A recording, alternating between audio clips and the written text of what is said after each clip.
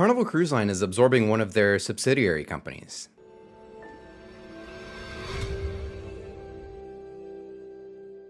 What's going on, everybody? My name is Brandon. If you like cruise news, cruise vlogs, and ship tours, make sure you hit that subscribe button down below. Hit the notification bell to be notified every time we upload new videos. We do a lot of ship spotting at Port Canaveral and other ports here in Florida, and then, of course, many other things, including upcoming Carnival cruises. So definitely stay tuned. We had a huge announcement and huge deal here from Carnival Cruise Line. They are absorbing one of their subsidiaries, and it's very strange, their approach coming out of COVID with, kind of trimming the fat of Carnival Corporation as it just blew up to this giant thing that we used to know it as. And just as they're almost like restructuring a little bit, when they brought over a couple Costa ships like the Luminosa and of course Costa by Carnival with the Venezia and now Firenze. But now they're absorbing an entire cruise line, which it's not anything crazy, but they are getting new ships, and there is a cruise line that will cease operations or at least under the Carnival belt. What cruise line is this? Might it be P&O Australia? The history of P&O or I guess the hierarchy when it comes to P&O and the Carnival Corporation brand is kind of interesting. So Princess and P&O used to operate. Princess, before it was acquired by Carnival, used to own P&O as one of its subsidiaries. And then Carnival purchased it back in the early 2000s, or they purchased Princess. So they took over not only Princess, but then P&O. And then they had just kind of this branch off of P&O Australia that mostly operated old, retired, secondary market ships out of Australia. And that's exactly what they're doing to this day. And starting in 2025, so not very long from now, this is going to be very, very soon. And just the next couple of months, we're going to be getting a lot of information coming out for this. They operate the Pacific Explorer at 77,000 tons. It's built back in 1997. They have the Pacific Adventure and the Pacific Encounter. Those are the former Golden and Star Princess ships, respectively. Those built back in 2001 and 2002. Those are about 108,000 tons. So pretty good medium-sized ships.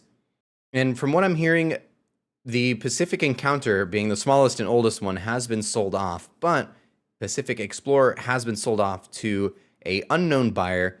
Not exactly sure who they've been sold to just yet. I don't believe it's going to be the scrapyard. I think, from what I'm hearing, a company did buy it and not a scrapyard. So good to hear that ship is at least going to get a little bit of life out of it, unlike a lot of ships over the last couple of years. So good to at least hear on that side of things, but she has been sold off to a secondary cruise line. And then Carnival is going to acquire the Pacific Adventure and Pacific Encounter. Now, as far as the names, we don't know the names of the ships yet. I kind of like the name of Carnival Adventure and Carnival Encounter. Let me know what you think down in the comments below.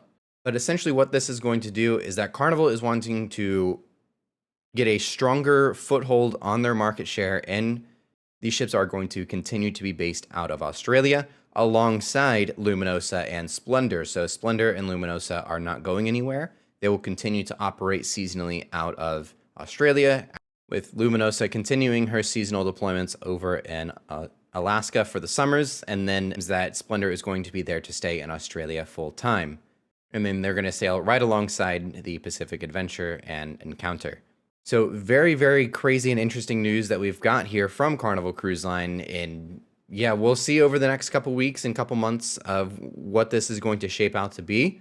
But again, these ships are most likely going to stay, or are intended to stay, in Australia. So us here in the United States, I wouldn't expect anything crazy as far as seeing these ships anytime soon here in the United States. So these ships will most likely be staying in Australia, and that's kind of what they're doing, is they're just, instead of competing with themselves in Australia as a smaller secondary subsidiary company as P&O Australia, they're going to now operate, instead of two ships, they're going to now operate 4 ships under one.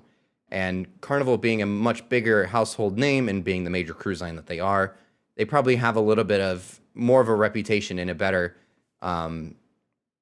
they got a better stronghold of it just because of the brand recognition down there. Even with P&O Australia being, an Australia-based company, a company like Carnival definitely still has a lot more recognition than a secondary cruise line like P&O Australia.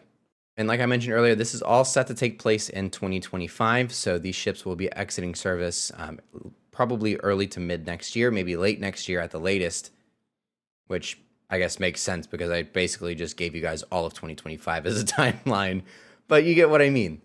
So my biggest thing with this is actually I'm very curious on how these are going to turn out, because with the Costa by Carnival, they left those the same.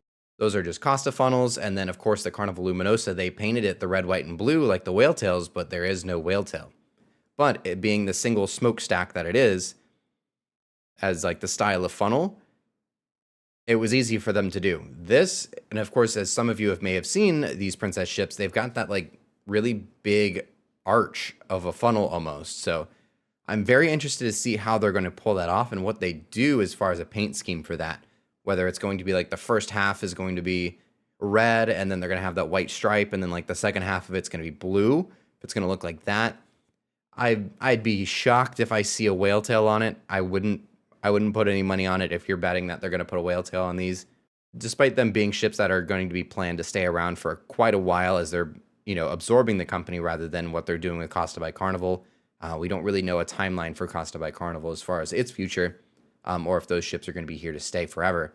We don't really know, but these ships are absolutely going to be staying forever as they don't have anywhere to return to. Very, very interested to see what comes out of here in P&O Australia.